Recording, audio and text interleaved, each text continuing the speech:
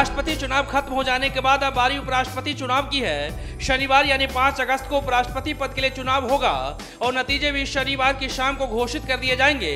उपराष्ट्रपति संसद के ऊपरी सदन राज्यसभा का सभापति भी होता है।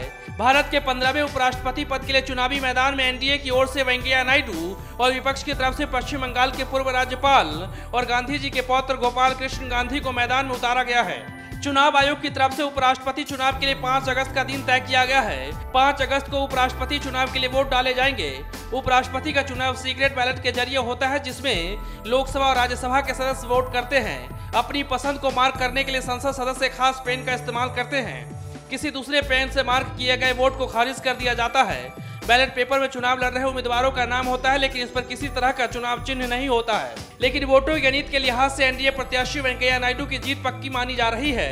देश के मुख्य विपक्षी पार्टी कांग्रेस के पास राज्यसभा में 57 सांसद है, जबकि बीजेपी अगुवाई वाली एनडीए के पास लोकसभा में 340 और राज्यसभा में 85 सांसद हैं। यानी कुल मिलाकर सांसदों की संख्या 425 हो जाती है, जबकि एनडीए के मुकाबले कांग्रेस काफी पीछे है। इतना ही नहीं, ताजा राजनीतिक घटनाक्रम के बीच उपराष्ट्रपति चुनाव में सबकी नजर नीतीश कुमार की पार्टी जेडीयू पर होगी। नीतीश कुमार तब महागठबंधन के साथ थे जब उन्होंने गोपाल कृष्ण गांधी के समर्थन का ऐलान किया था, लेकिन अब वो बीजेपी के साथ है। लेकिन पहले किए गए ऐलान के मुताबिक उनकी पार्टी के सांसद गोपाल कृष्ण गांधी के पक्ष में ही वोट करेंगे।